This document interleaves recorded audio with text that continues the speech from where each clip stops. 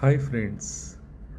When we speak about Gandhi, we often speak about his actions, his marches, his fasts, his movements. But Gandhi was, before everything else, a master of language. Not just English or Gujarati, not even the language of law, although he was trained in it.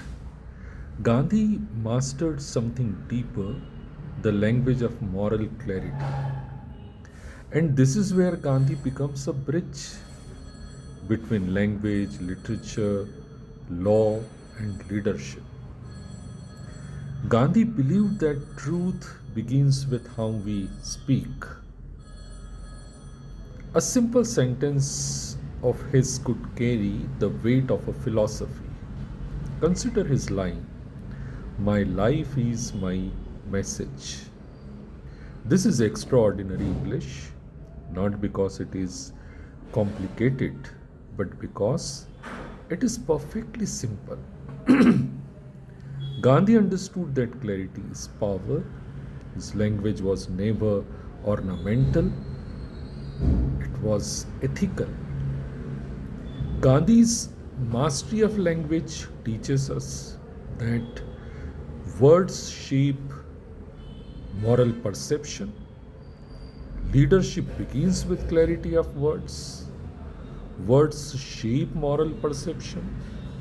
A leader's vocabulary becomes a people's vocabulary. This is why India's freedom narrative changed once Gandhi arrived. He gave people new words: satyagraha, ahimsa, swaraj. He changed language, and language changed the country. We rarely talk about Gandhi as a literary figure, but Gandhi was deeply shaped by the Bhagavad Gita, Ruskin's Unto This Last, the Sermon on the Mount. He didn't just consume literature, he translated it into action. Where most readers discuss books,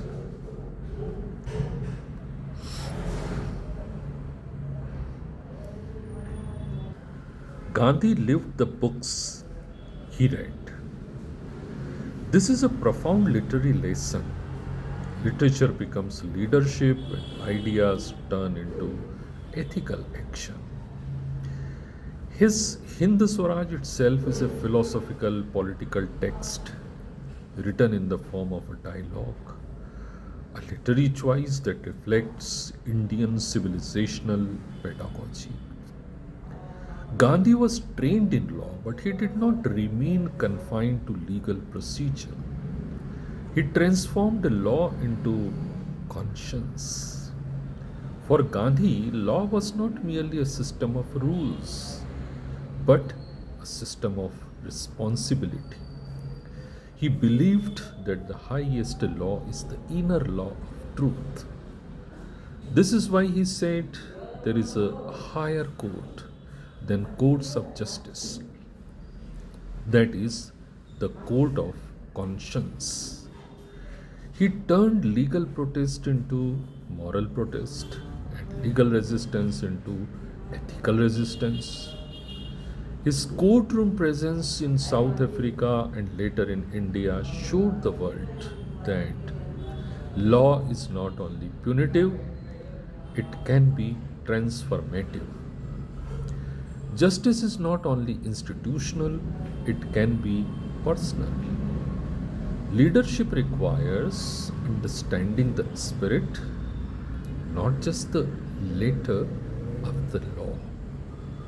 Gandhi's leadership was not positional, it was linguistic and moral.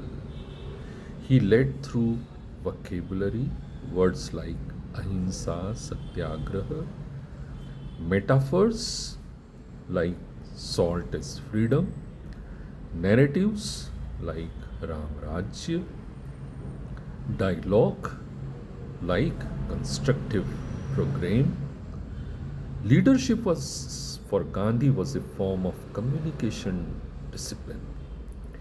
Just as grammar gives structure to language, Gandhi gave grammar to leadership. Clarity, sincerity, self restraint, truthfulness. This is why Gandhi's leadership continues to inspire. Not because he commanded people, but because he gave them a language through which they could command themselves. But we must reiterate, for Gandhi, language was not a substitute for action, it was the architecture of action. Gandhi did not use words instead of action. He used words to mobilize, focus, and direct action. Ahimsa led to non-violent mass resistance. Satyagraha led to disciplined civil disobedience. Swaraj led to political restructuring. Salt is freedom led to the Salt March, a 240-mile act of resistance. So for Gandhi, vocabulary became policy and policy became mass action. So saying Gandhi's leadership was linguistic means his language shaped the behavior of millions. Not that he avoided physical action. Gandhi's metaphors were not literary flourishes, they were operational strategies. When Gandhi used a metaphor, salt is freedom, charkha is self reliance, these were not slogans. These metaphors led to marches, boycotts, spinning movements, social programs, national resistance. Each metaphor converted into action plans. So, when we call them metaphors, we mean how Gandhi turned moral imagination into practical mobilization. Gandhi's narratives created an actionable framework for the masses. Ramraj wasn't mythological nostalgia, it was a political blueprint for justice, equality, ethical governance, decentralization. It provided a shared ideological anchor for millions who did not read political theory. A narrative became a program of nation building. Dialogue for Gandhi was not talk, it was a method of conflict transformation. His constructive program was not a pamphlet, it produced khadi production, village sanitation, abolition of untouchability, women's empowerment, communal harmony initiatives. Dialogue became institution building. So, calling it dialogue points to Gandhi's belief that social transformation requires participatory action, not authoritarian imposition. He didn't act first and justify later. He articulated moral language and built mass action around it. His words generated action. His metaphors mobilized action. His narratives sustained action. His dialogues organized action. Gandhi's language was the engine of his execution, not its opposite. So Gandhi's leadership was not merely positional, it was rooted in linguistic clarity and moral conviction. But his language was never passive, it was the catalyst for disciplined mass action.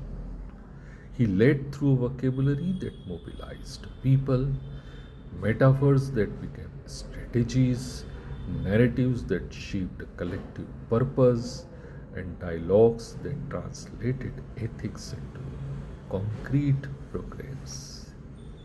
Thank you very much.